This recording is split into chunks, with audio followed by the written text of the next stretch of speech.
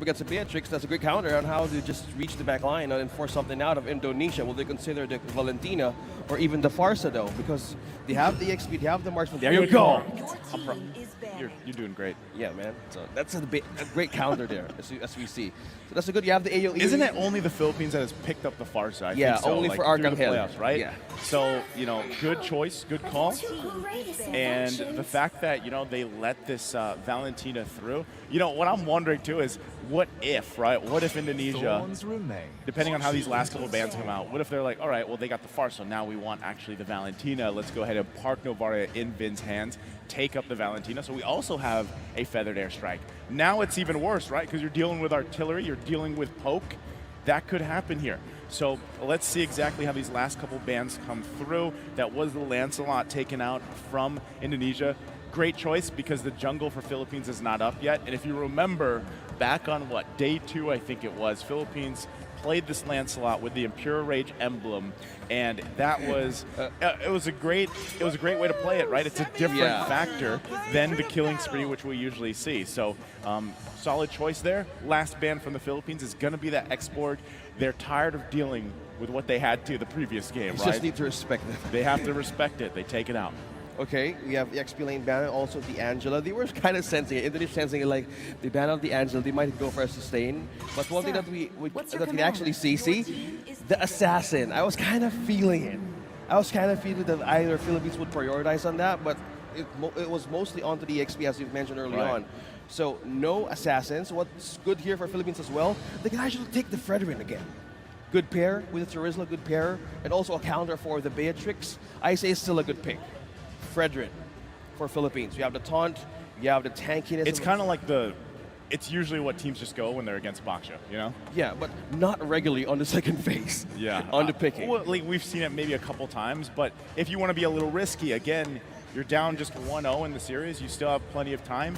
Do you want to go with that risk reward? You could pick up a assassin in the jungle if you really want to, if you really want to compete that way. But they don't do it. They pick up the Fredrin. They opt for that utility, that safety. Again, you're up against a Baksha. The downside of assassins into a Baksha especially is obviously it's going to be really difficult for you to have some of those prolonged Lord fights or even Turtle fights early on, right? Because you'll easily get whittled down. So a solid choice here. Let's see what the answer is from Indonesia. Like we said, we still have to see exactly where this Novaria is fitting in. We already have the jungle, we already have the gold lane. We need the XP and the roam or mid option for Indonesia. If they end up picking up the Valentina, that will be an interesting composition that we've seen actually work really well before. Plus Glue is good though. Glue for the XP lane. Glue for the XP for Indonesia is still good, but they go for the Minotaur. Okay, knock up, you have a disable for the Claude. Trying to get the precision, but okay, different way. We have EX this is that lineup I was telling you about, OSX. The tanky boys. The beefy boys, like this is it, right? Because beefy boys and a cow. Well, literally, yes. There is a... We're in Yash. Yes, and here's the thing. We only saw Minotaur once, I think it was, which was yesterday in the hands of Maro, right? And we did not get to see how useful a Minotaur could be because, yeah, he had some great, setups, flicker-ins with the Minoan Fury, but at that point when they were utilizing it, there was no follow-up, right? But this time, it's in the hands here of, once again, some of the best players in the world, if not the best. So now, how does this get rounded out from the Philippines? Atlas. Yeah, they might want to go with something also to help them round this out. Wow, not what I was expecting. They go with a roam Valier.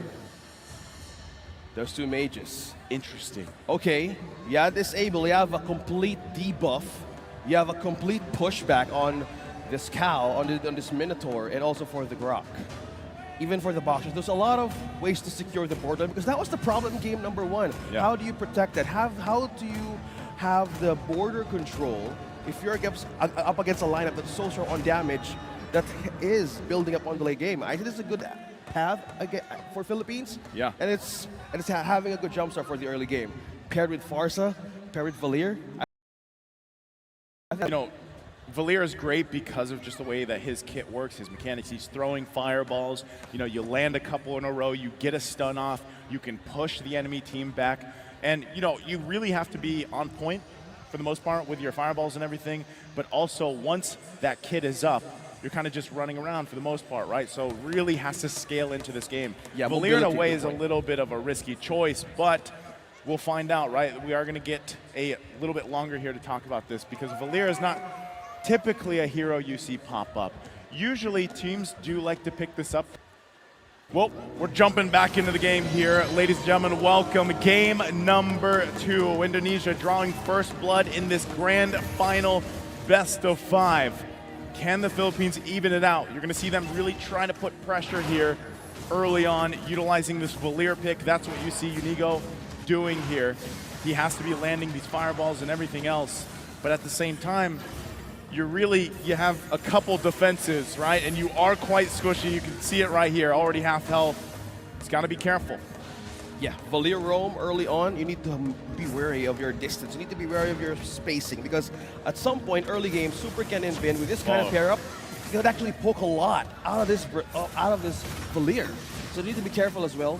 That's the knock up from Vin. Using the concussive blast, pass it, front, hit him down. Fireballs connecting onto Saison. Hitting level 4. Will he be able to make it for the Appraiser's Rat? Just continuing that spam. Saison is completely peeling off slowly members of Indonesia.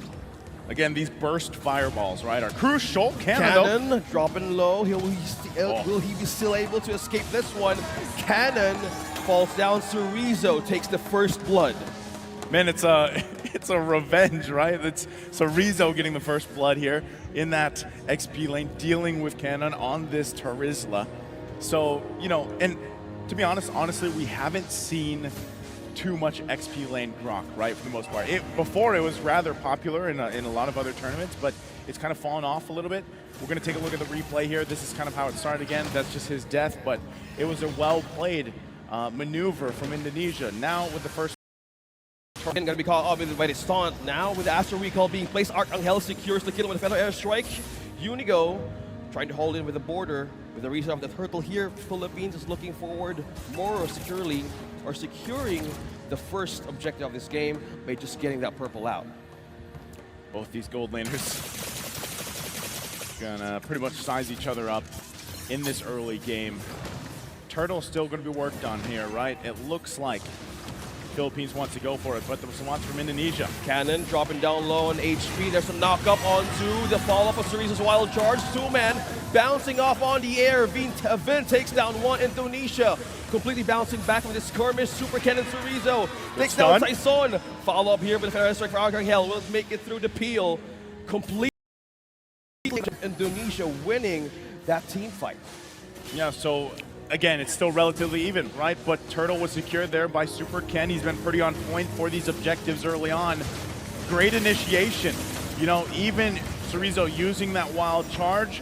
Great Appraiser's Wrath response, but you can see there's a lack of damage right now. And yes, these are two magic damage dealers, but they still need time to scale up a little bit, right? Right now, economy-wise, pretty even. Nothing too big happening. That is Rakutiano picking up a DHS, though. He's got the Demon Hunter sword. He's not letting go of Cannon right now. Using the penalty zone counters, trying to slow him down with the turret sprays down right under the turret. He flickers in. Wow. Cannon trying to evade, he's trying to micro and right onto the turret, still sustaining that with protection of his own outer turret energy shields. He lives. Okay, again, you can see the focus on these XP lanes, right? They want to slow them down as much as possible. And that's the great thing about, anyway, Tarizla, right? This XP lane is because of his passive, the Body of Smith. When he gets lower, right, he gets a little more tankier. It's harder to kill him. And at the same time, he's got Brave Smite, the emblem there that lets him, when he uses his abilities, he gains some health back. So that's what's making it so hard for them to capitalize on that kill in the bottom lane. So as we see Indonesia put pressure there, for how long though, right? How long can they continue to put that? Because at the end of the day, Cannon, just like Cerezo previously, even if you start out slow, at some point, mid-game, late game, your job is literally to be a front man and also hopefully land those penalty zones. But you can still see pressure being put here on Cannon. Eyes on XP, Cerezo and Ken. Super Ken just poking out Cannon to just go out of the own turret. Now second turtle is up though. Astro Recall and Echo connecting to Saison and Unigo. Indonesia's present as well. Finn trying to use and utilize more of some knockups. Saison has Finn Ken again. disabled, but Finn as well trying to hold on with a follow-up cannon here in Cerezo, trying to eye on taking this one. Moreno though trying to walk in from behind. Arcangel still spamming all the way. Looking that damage coming from that appraiser, that Saison secures the kill. Okay, a response for that, but still giving up these turtles here, or at least being taken from under their noses. Indonesia doing a great job securing early objectives. Can they maintain it? Gold, economy-wise, pretty even. Interesting pickup too for Cerezo, picking up that Sea Halberd already this early on. That was his first item that he rushed here. So his job is literally to reduce some of that sustainability, some of that healing that's going on for the Philippines here. And they're off to a good start on countering some of that. Now Philippines, on the other hand, you know, neither team has a turret down just yet. Next big objective is that turtle about a minute away here. Things will start to fall into place because both these fights now have been 4 versus 4, right? The gold laners haven't been there. They've been farming up. Unigo, wow. Salkin secures the kill. The advantage, half HP on Reggiano, using that blazing duet to escape. Now Cerezo with a follow-up and the taking of the kill. Cerezo now being followed, being bursted down by Arcangel, trying to get revenge out of the kill out of Reggiano and Unigo. Now they're forced to clear more of the waves. They're forced to answer more and taking more turrets slowly out of Indonesia. So with that, they're able to grab a good play on the top side. Philippines might be looking to make a response though, right? They have to. This is also a big item pickup for Unigo. At this point, almost 7 minutes into the game, it's getting crucial. These first and second items. Look at this as the replay. The shot lined up from Sakin, able to get the kill. That's what I was talking about. And then keep an eye on it. Comes in with a great wild charge, flicker combination. Great setup, top side. So now, third turtle is up for the game. Do both teams go at this 5 versus 5, or they keep doing it with just part of their lineup? Here they go. Arcangel and half an HP knock-up coming in from Vin. Now being bursted, the Arcangel uses his own passive to escape that Wrath, but Saison though looking for a way to end it, taking down Vin. Now looking for an avenue. Super Ken being trapped in for Cerezo, can't do much. Now with the damage, all just checking just to take down Super Ken. Reggiano secures the kill. That was 4 from Philippines trying to take him down. Tough to deal with there, right? But Philippines at least gets themselves a turtle. So it's not a clean sweep for the turtles. For Indonesia, they have some fight in them, right? That's why I was saying a lot of these items that are being picked up now at this point in the game are crucial. They'll turn the tide of some of these early skirmishes going on. Even if we take a look at this, right? Scaling department-wise for the Farsa pick on Arcangel, he has that COD. He's building up into his second item. It should be proving a point, especially when we get to the Lord fights, right? You need that burst damage available to the team here. And at the same time, you've got the slow already with the Ice Queen Wand for Unigo. So as they continue to scale up, will they be able to go toe-to-toe with these objective takes in about a minute from now? Here you go. You guys can see the items as well. 2 of the items locked in here for Reggiano, and on the other side, Beatrix has this BOD, right? Sakin needs a little bit more time to get the next item here. Probably the Malefic Roar. That's tough. Sakin goes down. Cannon securing a kill. Sakin gets his own first death. Unigo though, damage now slowly scorching it through the damage. Cerezo as well. This is this top lane contention. Yeah. They're not letting go of this top lane just yet. It's 9 minutes into the game, and they don't want to let go of the control of their own defenses. We have the First Lord to show up, and just by looking at how they want to answer this, they want to hold and just be cautious of their next steps. Cannon using the penalty zone onto 2 will be able to secure a kill here. Fellow airstrike connected onto 2 as well. Burst down, will this be the answer? Canon falling down the hands of Moreno, securing another point for Indonesia. Unigo here trying to hold off and clear something out. Philippines taking another death. That's for a Cannon. Yeah, then, okay, I was going to say, he's going to land that fireball. He doesn't. So, you know, unfortunate, but there is the Malefic Roar being picked up now by Sakin, even though he went down just a little bit ago. That'll help them shred through some of these defenses from the Philippines. Now that they secure their buffs here, they're going to have to go ahead and fight for this. Less than half health. Saison trying to taunt in Cerezo with a follow-up from Arcangel, being trying to burst Ken and Cerezo. Now they disengage. They just want the objective. They just want the poke. Sakin taking down Unigo once again. and they just want to hold off. It's just the objective. It's just the items, and Philippines trying to get a trade. Taking down the first turret now with a fall. Finn falling down in the hands of Cannon. Saison looking for a way to take this purple for himself. Look at that. I mean, yes, the Lord went in the hands here of Indonesia, but Philippines knowing that, they try to find a counterpunch themselves, some form or another. That was the first turret they were able to secure now. Here's the answer, though. Now being stunned right on to 3. Saison takes down Saken, finally getting a kill. Wow. Follow up with Super Cannon takes a point as well.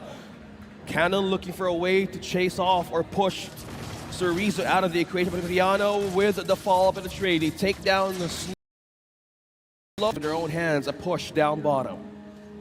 Again, great response here from the Philippines. You know, even giving up or having that Lord taken from them. They handle it quickly, they get a couple kills, they get a lead, right? They have now a very short, small lead in the gold department. They're going to be able to scale up with some of that. Now Indonesia has to be able to respond, right? Yes, they're getting these objectives. They have to continue to get that space in terms of, you know, areas around the map. Both teams have 2 turrets down, right? Now, the big part of this, if you're Indonesia, is also you got to get that tier 1 down in the mid lane, man, because as the next Lord comes up, that small advantage of having this turret will play a part in that Lord dance, right? They'll be able to manage some of that wave a little bit better, so that should be job number 1 before this Lord comes up. Moreno picking up an Ice Queen wand will help pick off a little bit, slow things down, but this is what I was talking about. At some point, Arcangel will have that Divine Glaive that he needs, a little more bursty on this Sparsa now. Spotted down 1, Super Ken receives the poke. Cannon, Saison eyeing over Super Ken and Cerezo. That's a follow-up, that's a flicker onto Cannon. He's still sustaining it though. Regadiano trying to find an avenue. Where will he go in? That's a 3-man knockup. Saison takes down Cerezo, and it's a follow-up being using the Federation against Philippines right now. Arcangel takes another kill. Socken falls down. Saison with the follow-up. Vin being taken down. 3 members out of Indonesia. Man, Unigo just cooked Vin right there with the fireball, literally cleaning that up, and that is tough, right? It looked so good for a moment because the Minoan Fury was great. It found multiple members, but the response from the Philippines, they overlapped some of those ultimates very well. And even Recutiano able to go in with Blazing Duet. He used that Purify. He goes back in with the BMI, safely surviving that in exchange. Now that this Lord is up, still going back to the point, Indonesia still doesn't have that tier 1 in the mid lane down.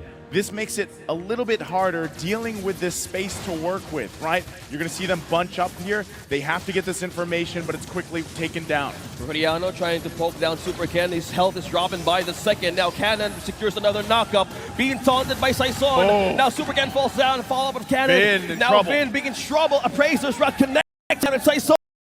2-member down on the Lord and the push in the mid. Philippines slowly getting a grip on the push and slowly eyeing on the base of Indonesia.